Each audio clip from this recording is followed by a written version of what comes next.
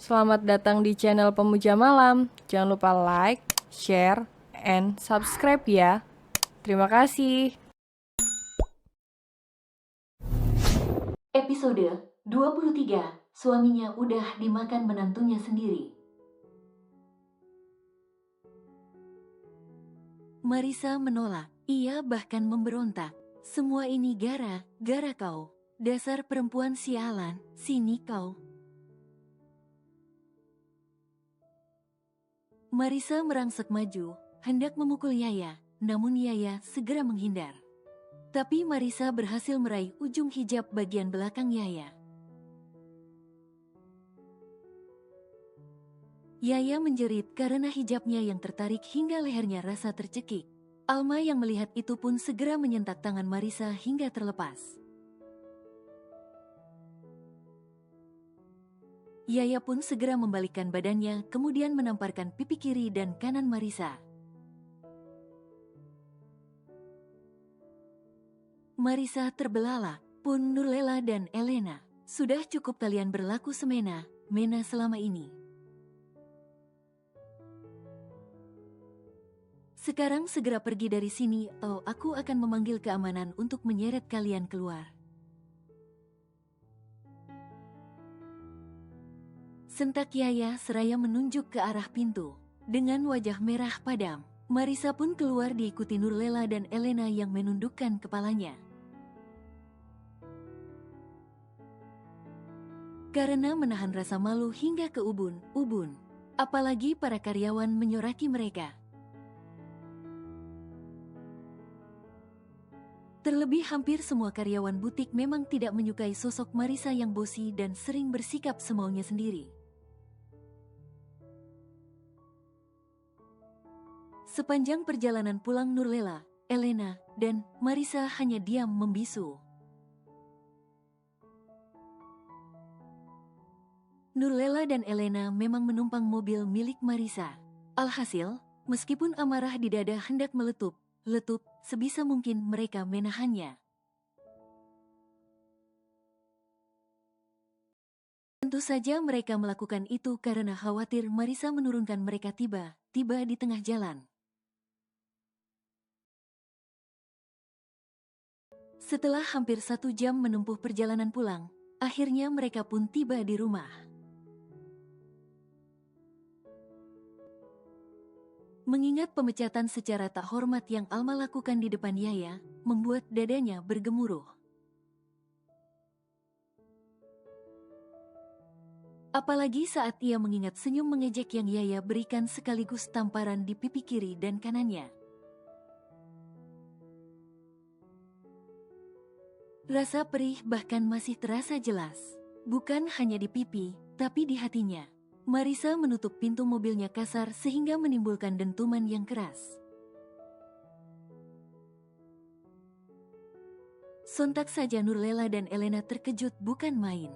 Jantung keduanya sampai bertalu tak karuan. Masuk ke dalam rumah, Marisa berjalan dengan raut wajah ditekuk masam. Namun baru beberapa langkah ia masuk ke dalam. Tiba Marisa menjerit saat merasakan sebuah tarikan keras di bagian belakang kepalanya. Ark, sakit, lepaskan. Apa yang kalian lakukan? Hah, raung Marisa. Marisa didorong kasar hingga tubuhnya menabrak pinggir sofa. Marisa lantas menoleh dan menatap tajam si pelaku. Mbak Elena, Mbak apaan sih? Sakit tahu? Sentak Marisa kesal. Ia sudah kesal bukan main karena harus kehilangan pekerjaan. Lalu setibanya di rumah, Elena justru menjambak rambutnya sesuka hati. Kini giliran Nurlela yang menyiram wajah Marisa dengan air dari dalam vas bunga. Marisa memekik kencang. Ia merebut vas bunga itu kemudian melemparkannya ke dinding hingga pecah berkeping-keping. Kau berani melawan, seru Nurlela. Mama yang apaan? kenapa kalian berdua justru menyerangku? Hardik Marisa dengan wajah merah padam. Kau masih bertanya kenapa? Heh, apa kau lupa? Kau sudah menipu kami mentah-mentah. Kau tahu, kami malu, sialan. Gara kau, kami malu setengah mati. Bukan hanya di hadapan orang, tapi juga di hadapan Yaya. Berpura-pura sebagai owner butik, taunya karyawan. Cuy, dasar, tidak tahu malu, raung Elena nyalang. Salah kalian sendiri jadi orang materialistis. Apa katamu? Kau, ternyata kau makin melunjak. Sini kau, sini. Elena meringsek ke hadapan Marisa. Kemudian ia meraih rambut Marisa dan menjambaknya. Tidak terima atas perbuatan Elena, Marisa pun balas menjambak rambut Elena sehingga terjadilah aksi jambak-jambakan. Belum puas saling jambak, mereka juga saling tampar dan menggigit. Nurlela sampai kebingungan bagaimana melerai mereka. Tak lama kemudian Riko, anak Elena dan Tania keluar dari kamar. Mereka sedang bermain berdua. Melihat ibu mereka berkelahi, keduanya menangis kencang. Nurlela berteriak agar keduanya menghentikan perkelahian mereka. Tapi keduanya sepertinya sedang menulikan telinga. Mereka seakan sedang melampiaskan kekesalan masing-masing. Tak lama kemudian terdengar derap langkah masuk ke dalam rumah. Itu adalah Pak Priambodo. Kalian apaan? Berhenti, seru Pak Priambodo. Keduanya terkejut, kemudian dengan raut terpaksa, mereka pun melepaskan diri masing-masing. Kalian ini sudah dewasa, tapi sangat kekanakan. Apa yang sudah kalian lakukan? Memangnya apa masalah kalian sampai berkelahi seperti ini? Wajah keduanya babak belur, rambut acak-acakan. Keduanya meringis kesakitan saat hendak menjawab. Sudahlah, Papa baru pulang. Nanti Mama ceritakan. Ini semua salah menantu sialan itu. Dialah sumber masalahnya, ujar Nurlela sambil menatap benci Marisa.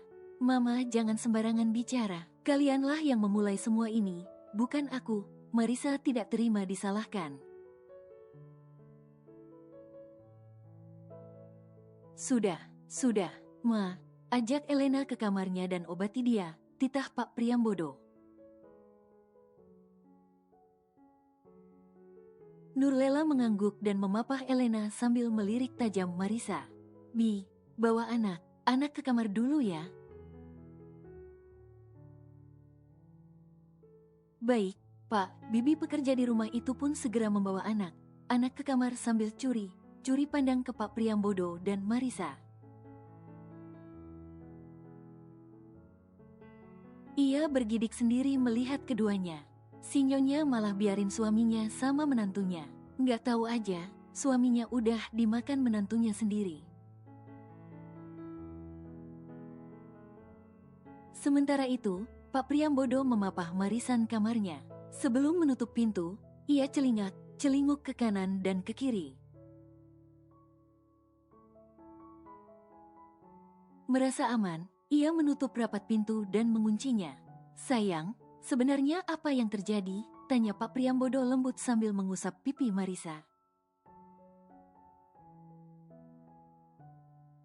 Marisa hendak mencebikkan bibirnya, namun tiba-tiba ia meringis perih sebab bibirnya ada yang sobek.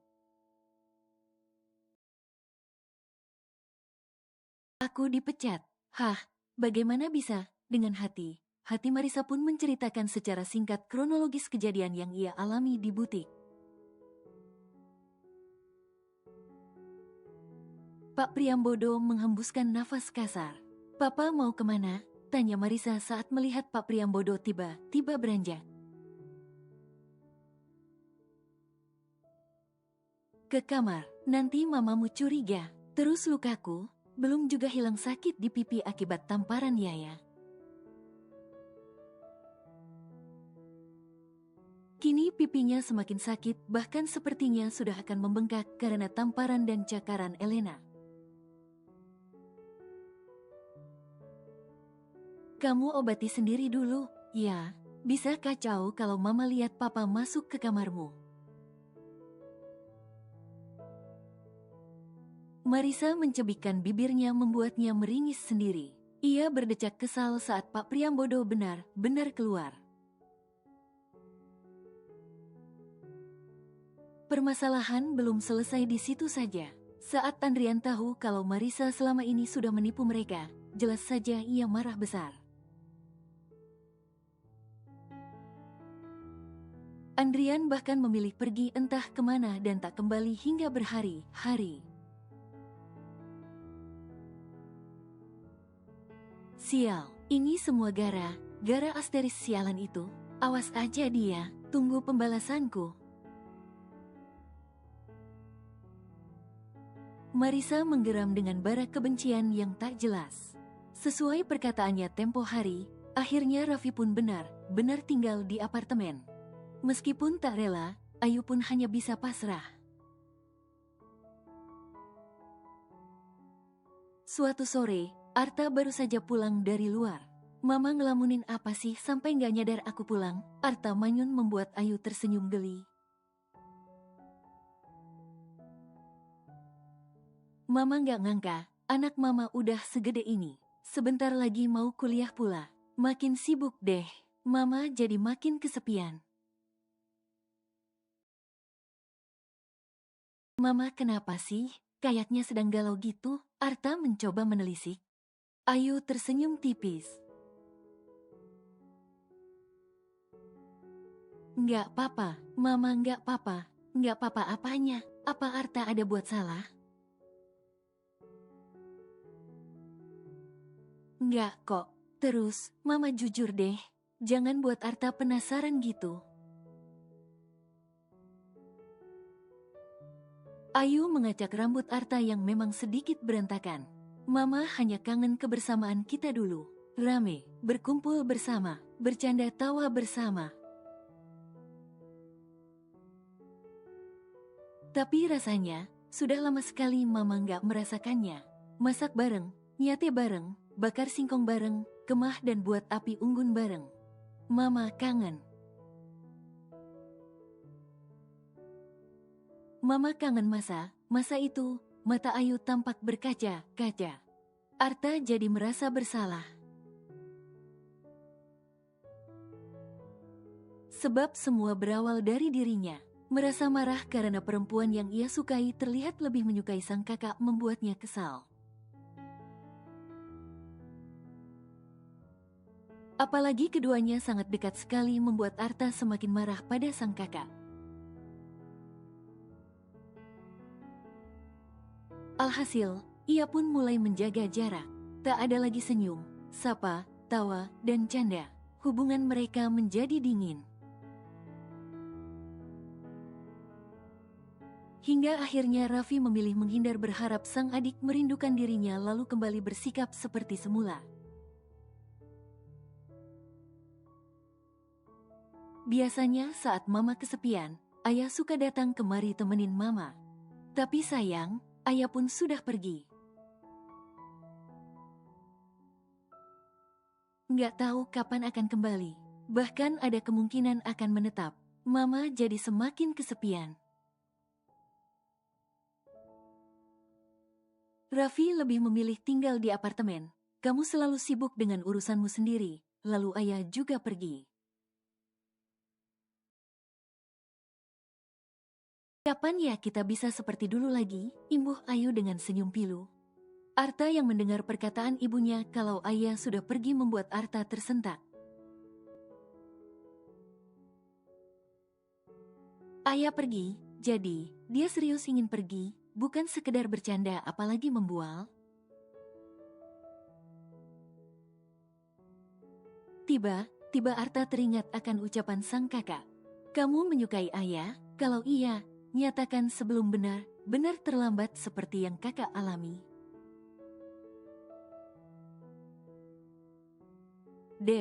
Semakin hari kehidupan rumah tangga Andrian dan Marisa semakin hambar. Apalagi drama pertengkaran di dalam rumah itu semakin sering terjadi. Andrian sudah beberapa kali mengajak Marisa kembali ke rumahnya. Tak apalah belum benar selesai renovasi, ia pikir pasti masih ada ruangan yang bisa mereka tempati sementara. Namun Marisa tetap saja menolak dengan alasan ia tak mau tinggal di tempat yang berantakan. Sebab menurutnya rumah yang sedang dalam renovasi itu pasti terlihat berantakan. Andrian hanya bisa menghela nafas pasrah.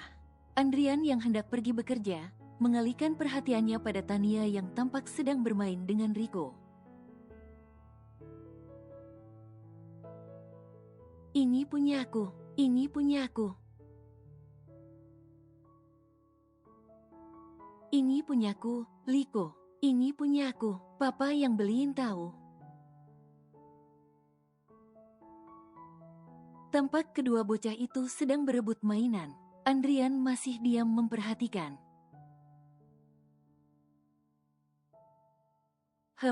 Bau apa ini? Kamu ik di celana ya? Ih, Tania jolok.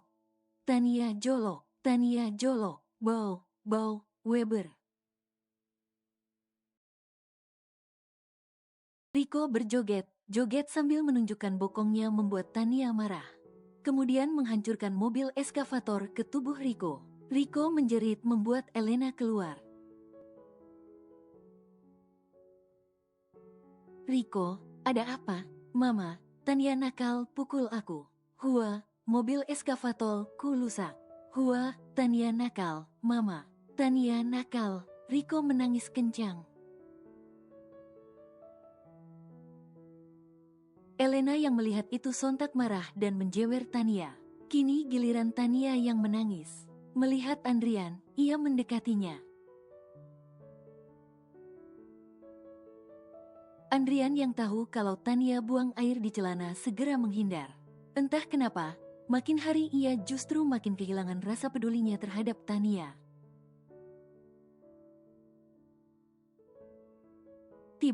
Tiba ia teringat, hari ini sudah genap 2 minggu.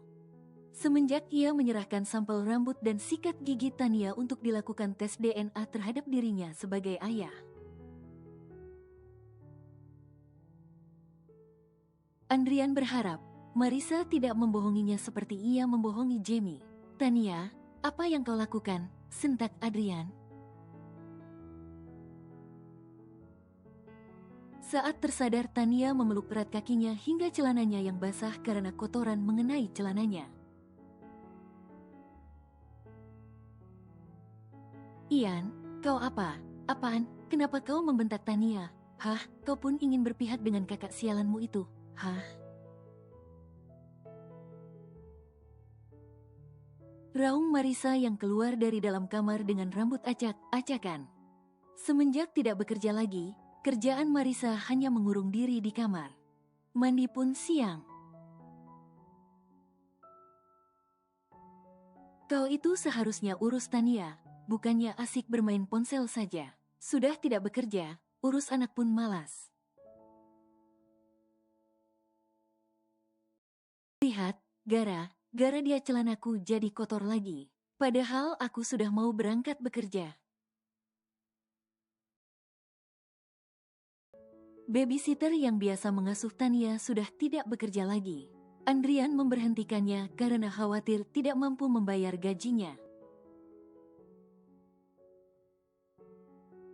Tania juga anakmu, apa salahnya sesekali gantian urusin dia? Gantian, apa kau lupa? Akulah yang lebih sering mengurusnya. Ceka, baru aku sadar. Bahkan Yaya lebih telaten mengurus Tania daripada kau ibunya sendiri. Dasar perempuan tak becus. Apa kau bilang? Mata Marisa melotot saat Andrian mengatainya. Memang kenyataannya seperti itu, kan?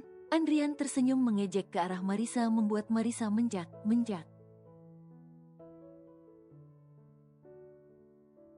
Tapi Andrian tak peduli. Ia segera masuk ke kamar untuk berganti celana.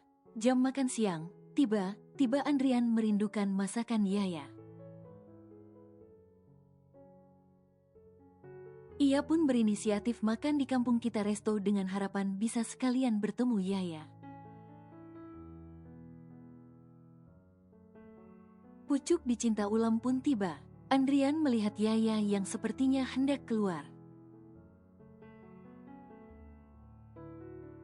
Ia yang baru makan separuh pun gegas mengejar Yaya yang sudah keluar pintu masuk. Yaya, panggil Andrian dengan jantung berdegup kencang. Degupan itu sama seperti pertama kali mereka berjumpa. Andrian samai mengutuk dirinya yang begitu bodoh tidak segera menyadari perasaannya sendiri pada Yaya. Mengapa aku baru menyadari perasaanku di saat semua sudah berakhir? Yaya, panggilnya lagi saat Yaya tidak menyahutnya sama sekali. Yaya yang sebenarnya sudah menyadari keberadaan Andrian saat hendak keluar tadi pun menghembuskan nafas kasar. Ia pun membalikkan badannya. Apa? Tanya Yaya datar saat keduanya sudah saling berhadapan. Hati Andrian terasa berbunga saat bisa melihat Yaya kembali. Ternyata Yaya masih sama cantiknya.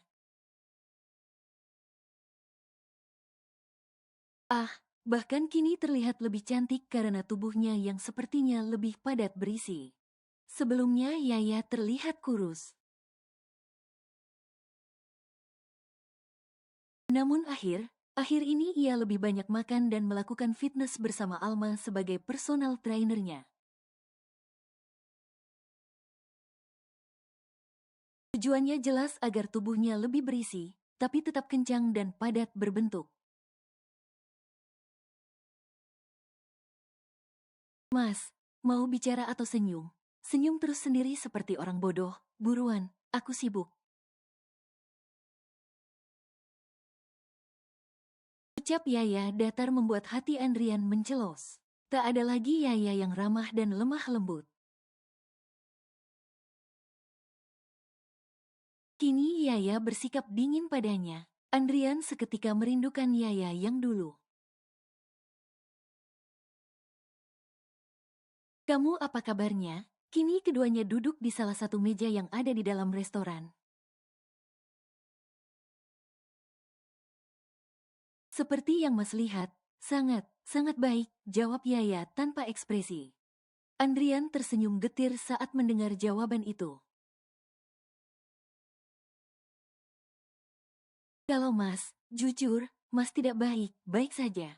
Yaya tidak merespon membuat hati Andrian sedih.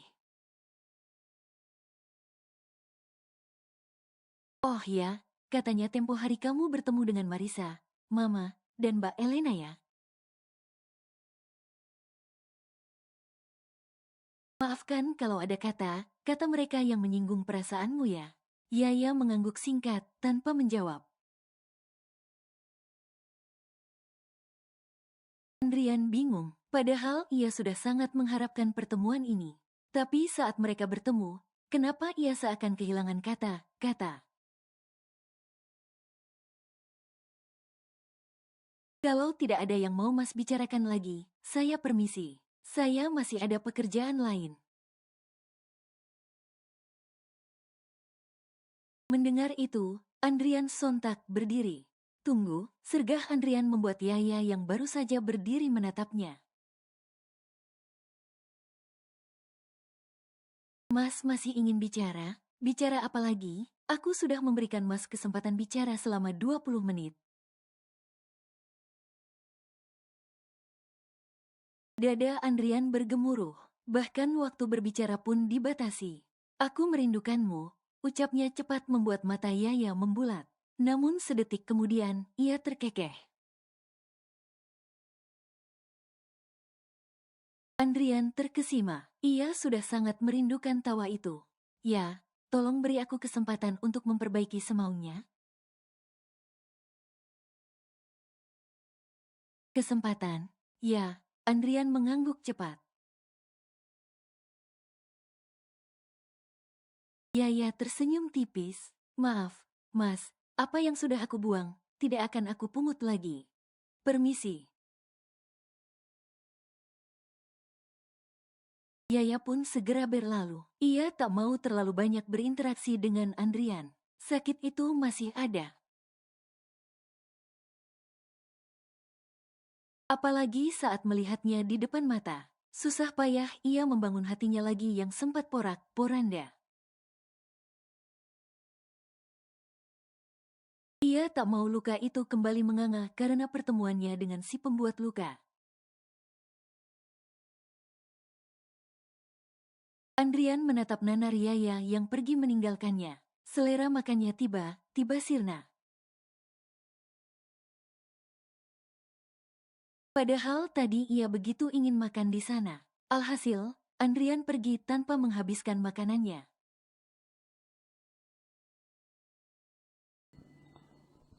Bersambung.